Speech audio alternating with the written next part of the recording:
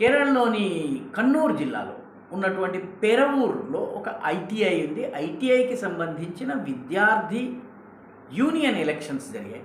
దేశంలో చాలా చోట్ల union elections, student union elections జరగడం లేదు, కానీ కేరళలో ఇప్పటికీ జరుగుతాయి. ఎందుకంటే వామపక్షాలకి అది చాలా ఇంపార్టెంట్. కానీ ఈ పెరవూరు ఐటీఐలో జరిగినటువంటి ఎన్నికల్లో మొత్తం అన్ని స్థానాల్ని ఏబీవీపీ గెలుచుకుంది. ఎస్ఎఫ్ఐకి అది పెద్ద షాక్గా మారింది. ఎందుకంటే నెమ్మదిగా కేరళ అంతటిలో కూడాను ఒక జాతీయవాద ప్రభంజనం వీస్తోంది. వామపక్షాలు ఒక్కొక్క అడుగు వెనక్కి వేసేటటువంటి పరిస్థితి వచ్చింది. దానికి పెరవూరు ఐటీఐ ఎలక్షన్స్ నిదర్శనం. ఏబీవీపీ క్లీన్ స్వీప్ చేసింది. అఖిల భారతీయ విద్యార్థి పరిషత్ క్లీన్ స్వీప్ చేసింది. నిజానికి అదే ఐటీఐలో చదువుతున్నటువంటి శ్యామాప్రసాద్ అనేటటువంటి కుర్రవాడు, ఆర్ఎస్ఎస్ శాఖకి ముఖ్య శిక్షకు కూడా, ఏబీవీపీ కార్యకర్త కూడా.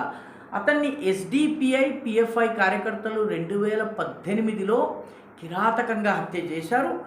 ఏబీవీపీ కుర్రవాళ్ళు చాలామంది మీద ఎస్డిపిఐ పిఎఫ్ఐ దాడులు చేసింది. వాటికి ఎస్ఎఫ్ఐ మౌనంగా వాటిని సమర్థించింది. పైకి గట్టిగా ఏమీ అనలేదు, కానీ ఈ దాడుల్ని నిలువరించే ప్రయత్నం వామపక్ష ప్రభుత్వం చేయలేదు. కాంగ్రెస్ కూడా వీటిని పట్టించుకోలేదు. ఇప్పుడు ఎక్కడైతే శ్యామాప్రసాద్ రక్తం చెందిందో అక్కడ అన్ని స్థానాల్ని ఏబీవీపీ గెలుచుకుంది.